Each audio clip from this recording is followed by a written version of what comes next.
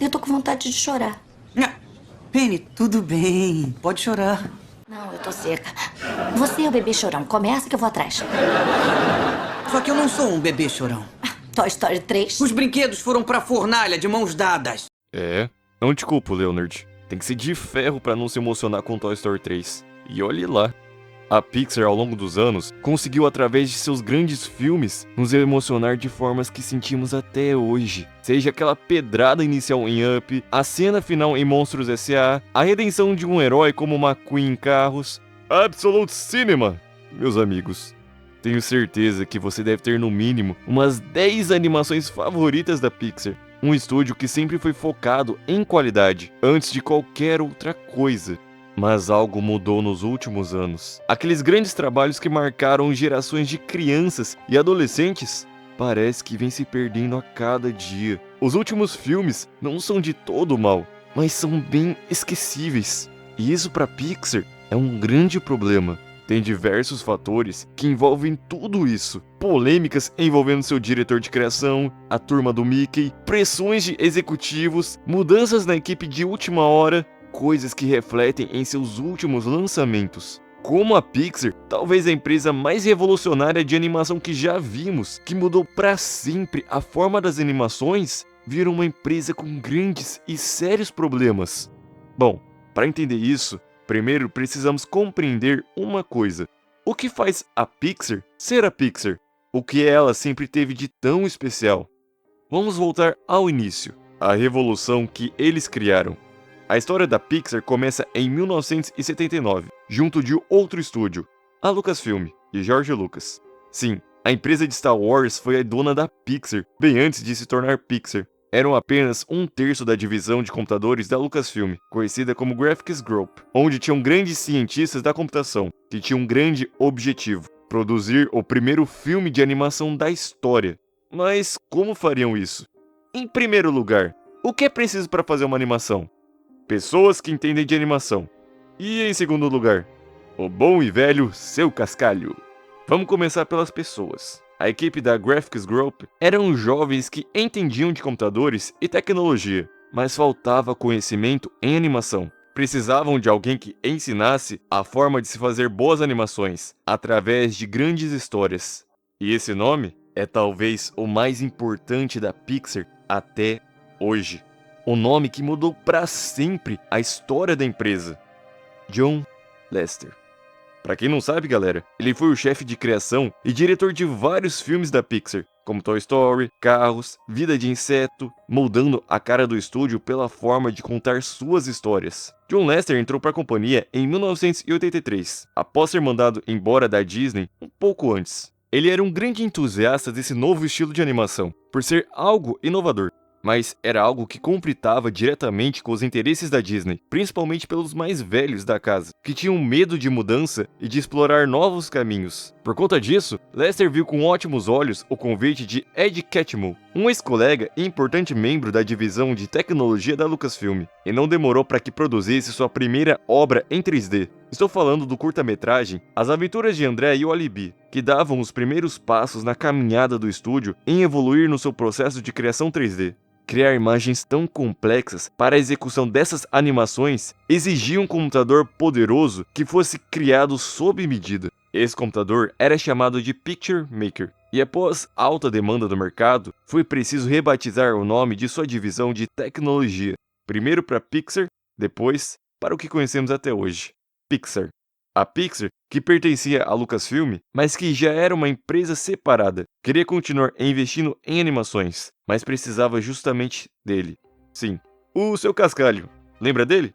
E é aí que aparece um outro nome muito conhecido na jogada. Alguém que fez a Pixar se tornar o que é hoje. Apenas Steve Jobs.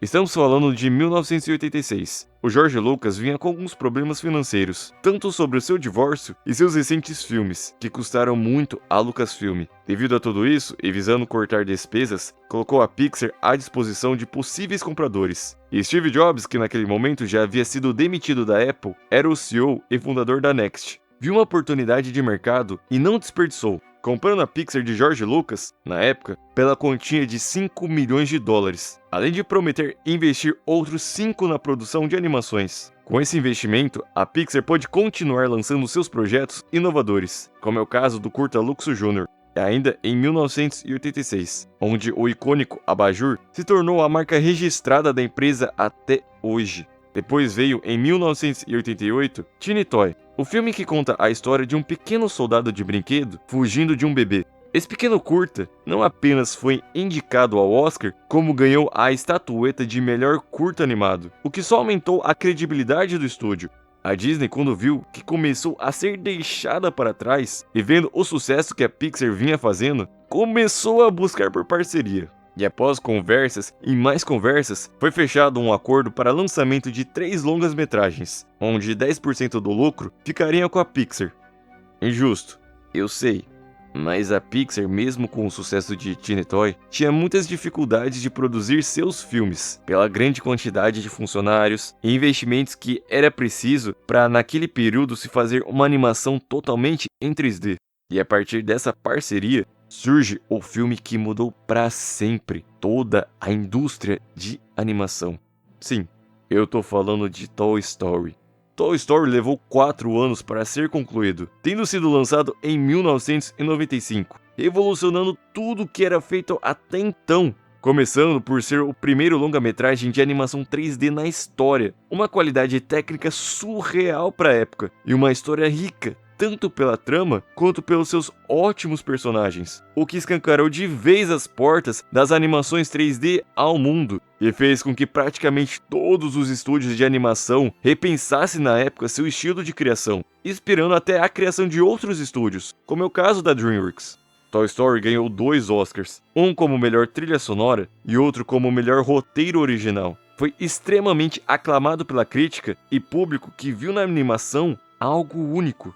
Uma história que se conectava diretamente com as famílias que a assistiam, consagrando John Lasseter como um baita contador de histórias. Além de ser responsável por abrir caminho a várias outras obras do estúdio, que vieram logo depois como Vida de Inseto, Toy Story 2, Monstros S.A., Procurando Nemo, o que só evidenciava o quão eles estavam alinhados entre tecnologia e arte. Mas entre todos esses lançamentos de sucesso, seus personagens marcantes, seus filmes que entraram para a história, existia um grande problema. E esse problema se chama Mickey. Uma parceria que começou em sucesso, mas era nítido que não era bom para Pixar. Como ela interferia diretamente na criação de seus filmes e impactava e impacta até hoje em seu estúdio. Vamos de próximo capítulo. A pressão da Disney sobre a Pixar era brutal, e Toy Story 2 foi um grande exemplo disso. Após o enorme sucesso do primeiro filme, a Disney viu uma oportunidade. Naquela época, final dos anos 90 e início dos anos 2000, ela investia muito em continuações para DVD, só para dar um jeito de ganhar dinheiro com personagens que fizeram tanto sucesso nos cinemas. E Toy Story 2, que caiu nas graças do público, foi um dos favoritos a ter essa continuação para o DVD. Lembra quando eu falei do acordo lá de 3 longas-metragens que a Pixar teria que fazer para a Disney? Então, eles queriam contabilizar Toy Story 2 nessa lista, mas a Disney não aceitou. E quase de última hora, decidem que, ao invés de lançar para o DVD, o filme seria sim exibido nos cinemas. E isso, além de pegar geral de surpresa, fez com que praticamente todos da Pixar tivessem que trabalhar dias e noites para cumprir o prazo extremamente apertado que a Disney os concedeu. E isso foi bem desgastante para Pixar, porque enquanto a Disney estava querendo fazer o filme para poder vender os bonecos e produtos dos personagens, a Pixar queria manter seu alto padrão de qualidade, o que, para um tempo tão curto, o que eles fizeram foi quase um milagre. É importante dizer, galera, sobre o contrato que a Disney tinha com a Pixar. A Pixar produzia e a Disney fazia a distribuição. Só que aí que tá. A Disney cobrava uma taxa de 10 a 15% para distribuir, e era detentora tanto dos direitos do filme quanto dos personagens. Ou seja, ela poderia escolher se teria ou não uma continuação, e qualquer grana que ganhasse em cima de um dos personagens criados pela Pixar estavam totalmente no direito dela. E aquele acordo de 3 filmes logo virou 5. E a Pixar, que cada vez se revoltava mais com a companhia do Mickey, buscava conquistar mais independência e direitos sobre suas histórias. Tanto é que em 2004, a Pixar rompeu relações com a Disney, após vários desentendimentos, e considerou fazer parceria com outros estúdios de animação. Mas conversa pra lá e conversa pra cá, nunca chegou de fato isso acontecer. E em janeiro de 2006, temendo perder seu maior ativo dos últimos anos, se viu obrigada a comprar a Pixar, uma vez que poderia perder seus personagens mais queridos e vendidos naquele período. John Lasseter revelou inclusive que Bob Iger, o CEO da Disney na época, e hoje novamente, foi a um desfile da Disney e percebeu que nenhum dos personagens naquele evento havia sido criado pelo estúdio nos últimos 10 anos. E isso por sobrevivência do Mickey, a Disney compra a Pixar por 7,4 bilhões de dólares. Steve Jobs, que detinha a maior parte das ações da Pixar após a compra, passou a ser o maior acionista da Disney. E John Lasseter passou a ser o diretor de criação dos 2 estúdios de animação. Beleza. Agora entendem a história, como a Pixar surgiu, sua revolução e como a Disney interferiu em seus processos de criação e seus acordos até o processo da aquisição da Pixar. Mas após a compra, a qualidade das animações pioraram? Olha, durante um bom tempo, não. Isso porque, mesmo após ser comprada, a Pixar ainda tinha bastante independência em seu processo de criação. Até porque seus principais animadores continuaram no estúdio. Isso garantiu a qualidade das animações e filmes incríveis que foram lançados ano após ano. Filmes tão incríveis que um até tem esse nome, pô. Então a Disney conseguiu se manter. Não é à toa que os Oscars para o estúdio não pararam de chegar, e as bilheterias permaneceram lá em cima, até que tudo mudou. E é aí que entramos na fase mais delicada. Vocês sabem que tudo que a Disney vem tocando nos últimos anos tem virado uma bomba. A Pixar lutou muito para manter sua essência, mas pouco a pouco a Disney foi acabando com a sua identidade. E mesmo após tantos filmes bons, infelizmente para a Pixar veio a queda, que é tema do próximo capítulo. Eu sou a velocidade. Eu sou a velocidade. Esse é o maior lema da Disney dos últimos anos. Seu catálogo é extenso, e a produção não pode parar. A Pixar sabe disso, mas sempre foi muito firme quanto ao seu alto padrão de excelência sobre seus trabalhos. Mas então, vemos Red, que nem é um filme ruim, é bom. Mostra a busca por identidade e crescimento de uma adolescente passando por diversos problemas comuns nessa fase, além das pressões impostas pelos seus pais. A gente tem Luca, que também vemos as pressões impostas pelos pais, preconceitos da sociedade com determinadas culturas e jeitos diferentes. Então temos grandes lições, pontos que geram identificação. Mas será que é o suficiente?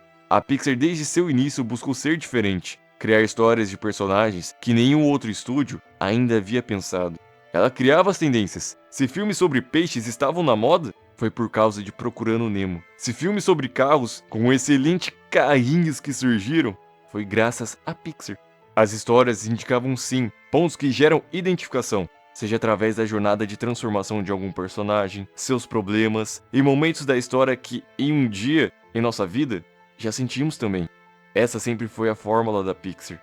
Mas então, o que seus filmes têm de errado? Nada. Como assim nada? É exatamente o que você ouviu. Tem os dramas entre famílias, a superação de um problema, crises de identidade, a transformação pessoal e lições valiosas. Não tem nada de errado. Comparados a estúdios que lançam Festa da Salsicha, tá, é ótimo. Mas cara, a gente tá falando da Pixar. Falta o principal. O que sempre foi a essência de seu estúdio. Lightyear não é um filme ruim. Elementos? Esse aí é mais complicado de defender. Mas falta para esses filmes o diferente. Não é a lição ou a inserção de temas que são importantes hoje, mas fazer o que divertidamente fez em 2015, sair da caixa, criar algo a partir do ponto de vista das emoções de uma criança. Alguém já havia pensado nisso? A Pixar pensou. A Pixar não pegava histórias prontas e fazia sua versão, que não é problema nenhum, também é mágico. Mas o diferente aqui foi dar vida e sentido a coisas que jamais iríamos enxergar. E a partir de uma história original, acrescentando aí sim as lições valiosas que o filme pede. temos uma grande obra da Pixar. Eu não tô aqui pra dizer que tudo do estúdio hoje é ruim, porque não é. O problema é quando a gente cresceu em uma geração ansiosa por cada filme novo que saía da Pixar, sendo um melhor que o outro. Filmes que, cara, eu vou falar o quê? Impactaram toda uma geração. Os filmes atuais são bons, mas nem de longe lembra o impacto que esse estúdio já teve em nossas vidas, seja pela queda em roteiros, pela distância com o original, e há outros problemas também através de prazos cada vez mais curtos, saída de gente importante da empresa como o John Lasseter, devido a acusações de assédio. Tudo isso realmente afeta. A criação é prejudicada e a qualidade cai. E a partir disso, a Pixar precisou agir. Algo precisava ser feito. Algo grande, que trouxesse novamente a confiança e a volta de grandes animações pro estúdio. E aí temos Divertidamente 2. Um filme com a cara da Pixar e com a maior bilheteria da história de uma animação. Tudo voltou ao normal? Infelizmente, isso tá bem longe de ser verdade. Na verdade, só expõe ainda mais o que se tornou o maior problema da empresa: o desespero. O desespero em reviver seus dias de glória com filmes que construíram o legado da Pixar, que é tema do próximo capítulo. Amigo, estou aqui. Amigo, estou aqui. Essa fórmula não é exclusiva da Pixar, mas hoje, é clara. Vamos lançar mais e mais filmes que já foram sinônimo de sucesso pra gente. E aí temos pra lançar Incríveis 3 e Toy Story 5. E não duvido que daqui a pouco confirme um Divertidamente 3. Eu não sou contra todas as continuações, mas algumas são realmente necessárias? Começando por Toy Story 5.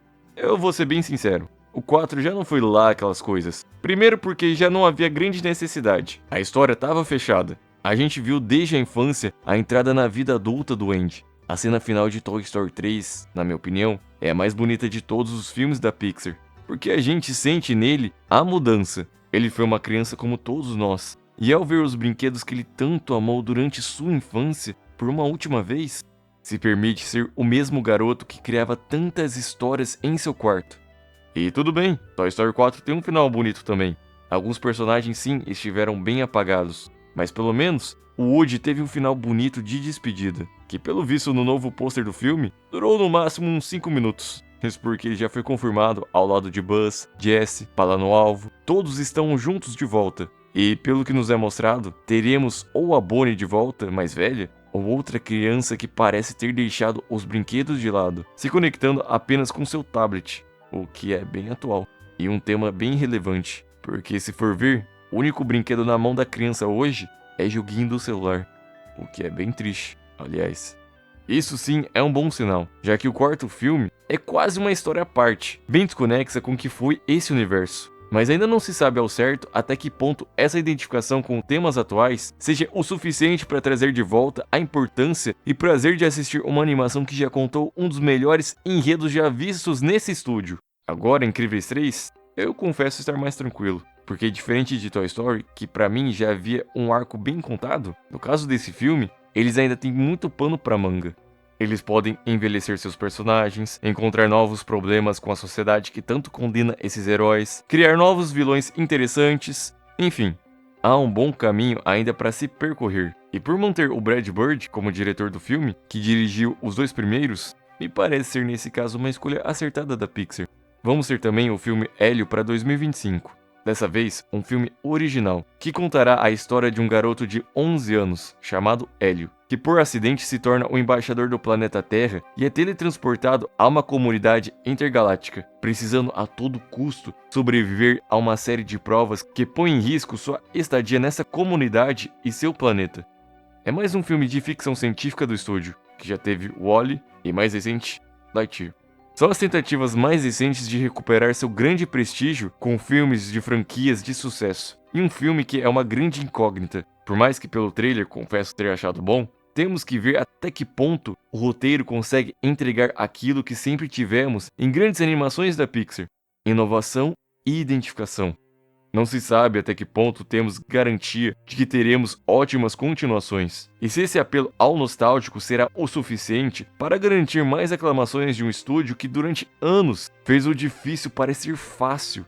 O que sabemos é o desespero da Disney em acelerar ao máximo os projetos, visando um retorno imediato.